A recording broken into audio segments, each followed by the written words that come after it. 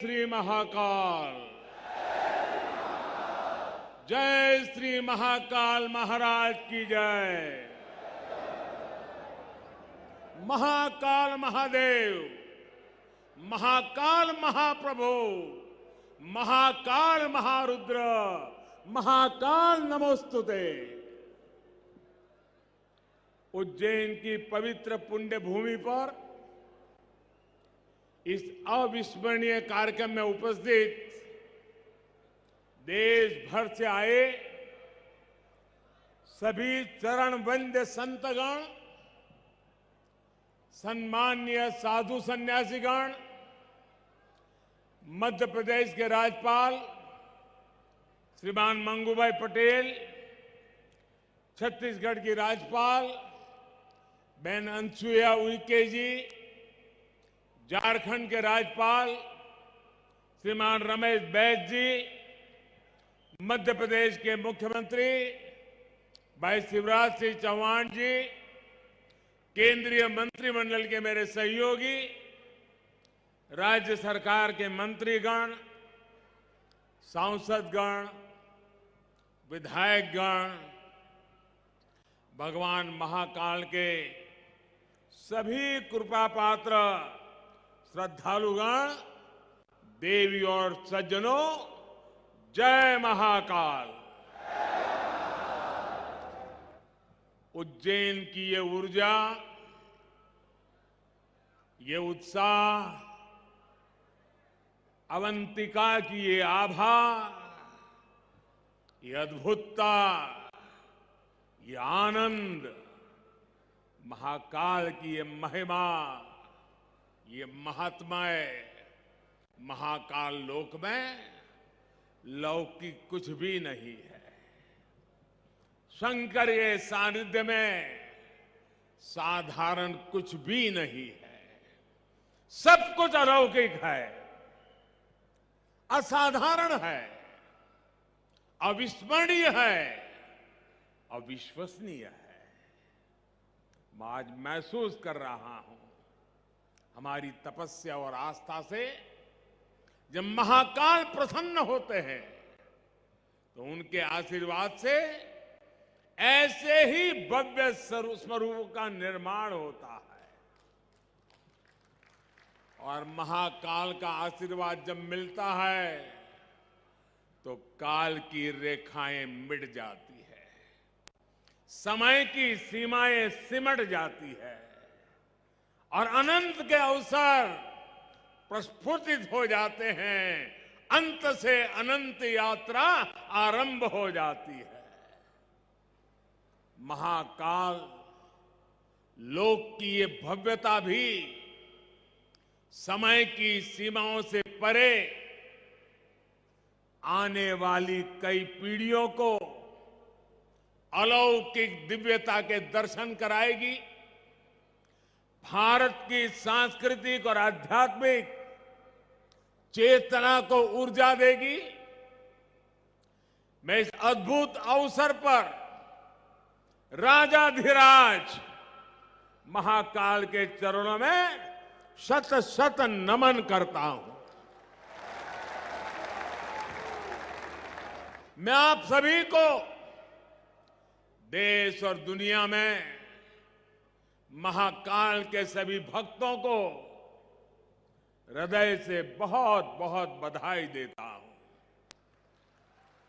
विशेष रूप से भाई शिवराज सिंह चौहान और उनकी सरकार, उनका मैं हृदय से अभिनंदन करता हूं, जो लगातार इतने समर्पण से इस सेवा यज्ञ में लगे हुए हैं। साथ ही मैं मंदिर ट्रस्ट से जुड़े सभी लोगों का, संतों और विद्वानों का भी आदरपूर्वक धन्यवाद करता हूं, जिनके सहयोग से इस प्रयास को सफल किया है।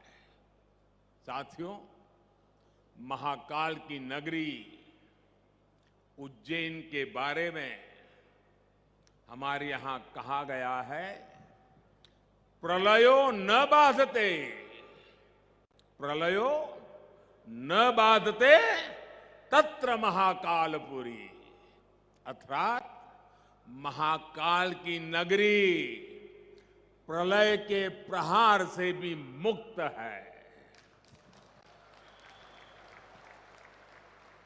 हजारों वर्ष पूर्व जब भारत का भौगोलिक स्वरूप आज से अलग रहा होगा, तब से ये माना जाता रहा है कि उज्जैन भारत के केंद्र में है। एक तरह से ज्योतिषीय गणनाओं में उज्जैन न केवल भारत का केंद्र रहा है, बल्कि ये भारत की आत्मा का भी केंद्र रहा है। ये वो नगर है जो हमारी पवित्र 7 पुरियों में से एक गिना जाता है। ये वो नगर है जहां स्वयं भगवान कृष्ण ने भी आकर शिक्षा ग्रहण की थी। उज्जैन ने महाराजा विक्रमादित्य का वो प्रताप देखा है जिसने भारत के नए स्वर्ण काल की शुरुआत की थी। महाकाल की इस धरती से विक्रम संवत के रूप में भारतीय काल गणना का एक नया अध्याय शुरू हुआ था। उज्जैन के क्षण क्षण में, पल पल में इतिहास सिमटा हुआ है। कण कण में आध्यात्म समाया हुआ है और कोने कोने में ईश्वरीय ऊर्जा संचारित हो रही है। यहां काल चक्र का 84 कल्पों का प्रतिनिधित्व करते 84 शिवलिंग है। यहां 4 महावीर है, 6 विनायक है, 8 भैरव है, 8 मातृकाएं हैं, 9 ग्रह है, 10 विष्णु है, 11 रुद्र है, 12 आदित्य है, 24 देवियां है और 88 तीर्थ है।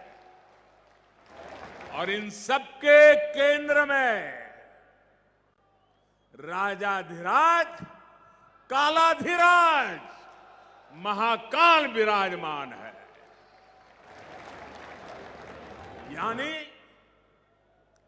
एक तरह से हमारे पूरे ब्रह्मांड की ऊर्जा को हमारे ऋषियों ने प्रतीक स्वरूप में उज्जैन में स्थापित किया हुआ है। इसलिए उज्जैन ने हजारों वर्षों तक भारत की संपन्नता और समृद्धि का, ज्ञान और गरिमा का, सभ्यता और साहित्य का नेतृत्व किया है।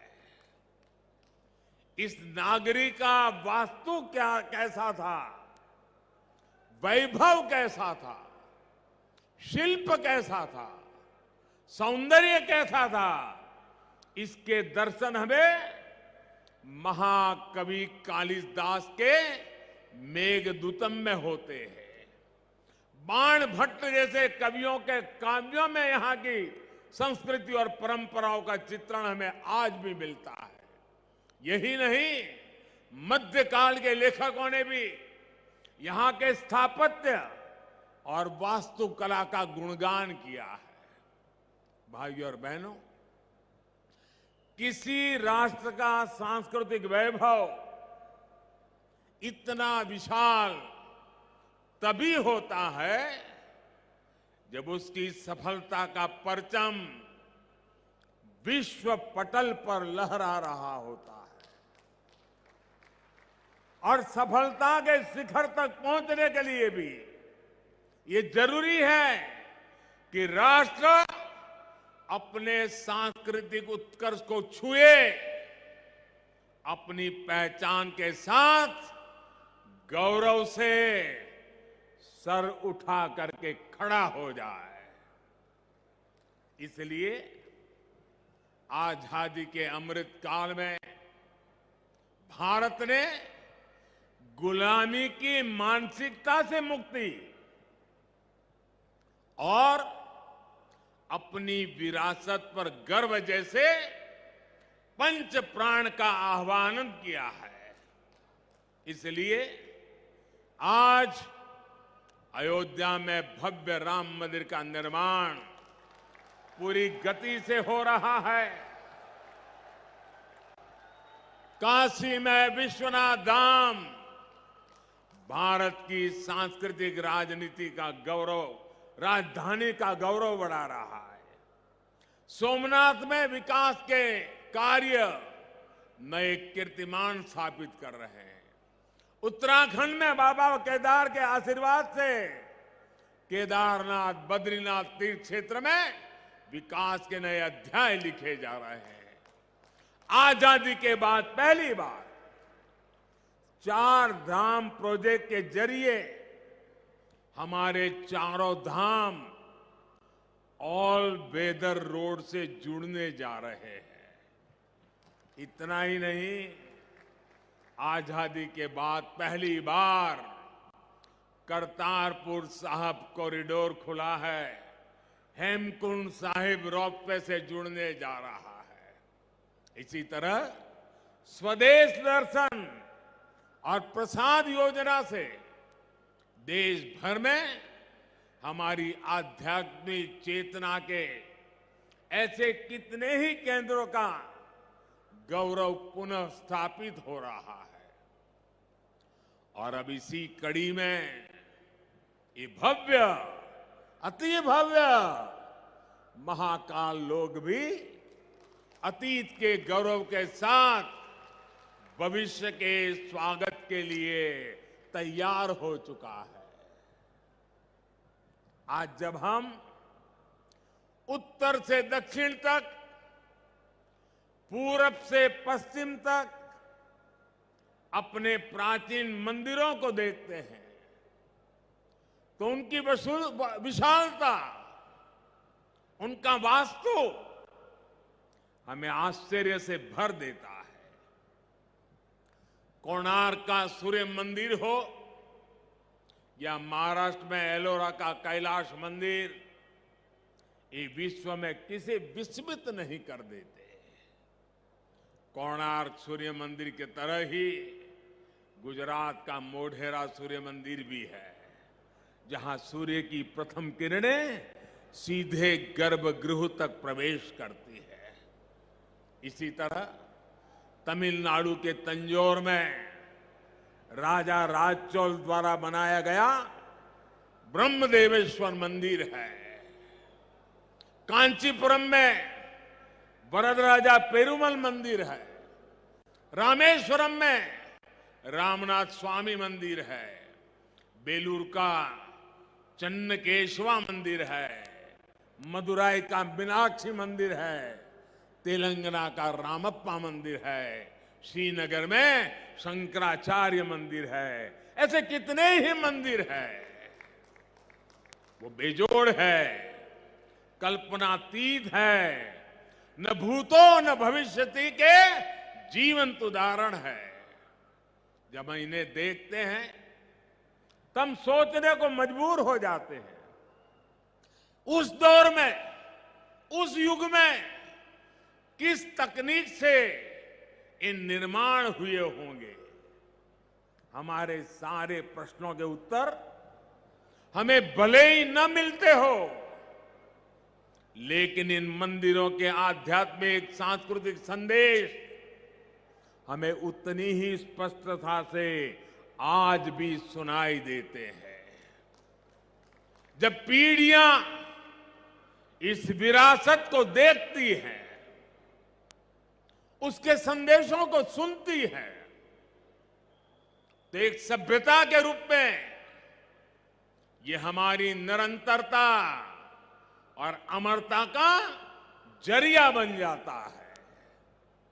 महाकाल लोक में ये परंपरा उतने ही प्रभावी ढंग से कला और शिल्प के द्वारा उकेरी गई है।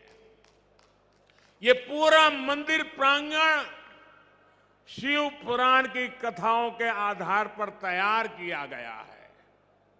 आप यहां आएंगे तो महाकाल के दर्शन के साथ ही आपको महाकाल की महिमा और महत्व के भी दर्शन होंगे।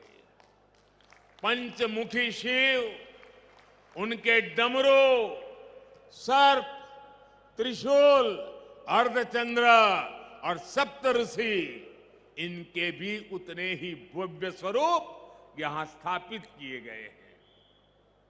ये वास्तु, इसमें ज्ञान का ये समावेश, ये महाकाल लोक को उसके प्राचीन गौरव से जोड़ देता है, उसकी सार्थकता को और भी बढ़ा देता है। भाइयों और बहनों, हमारे शास्त्रों में एक वाक्य है,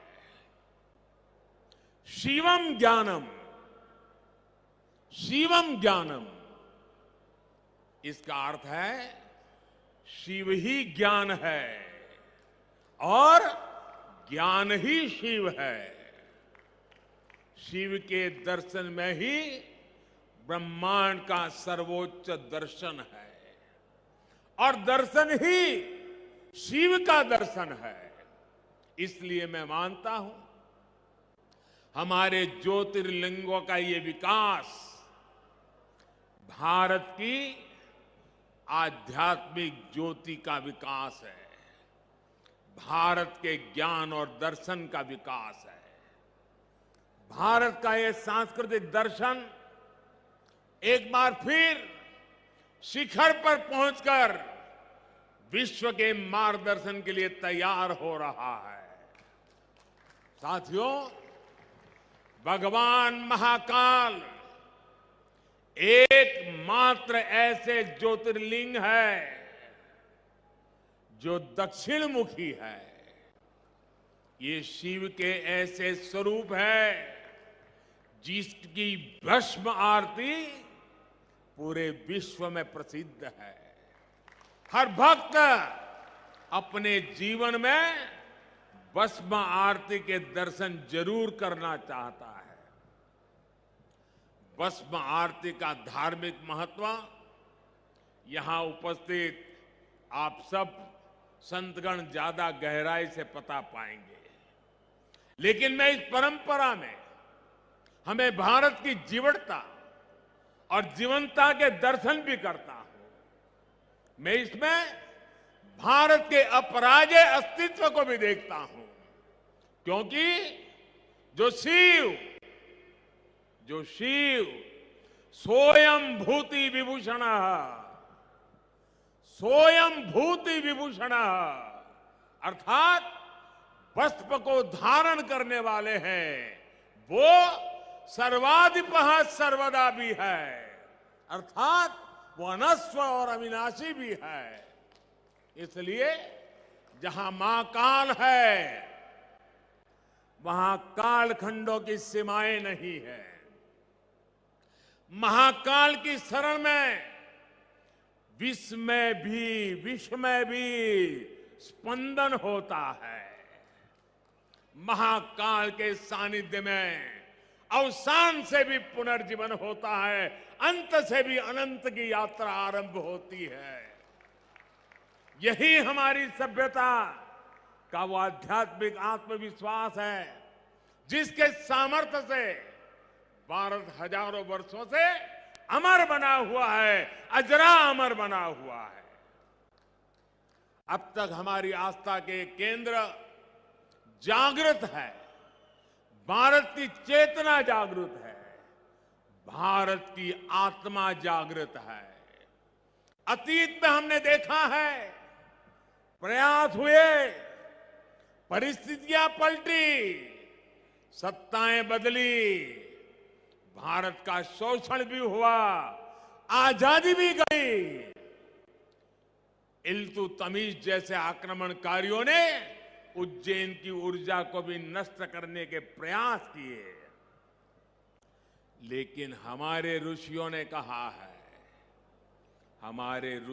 कहा है, चंद्रशेखरम आश्रय, चंद्रशेखरम आश्रय मम किम करिष्यति व्ययम, अर्थात महाकाल शिव की शरण में अरे मृत्यु भी हमारा क्या कर लेगा।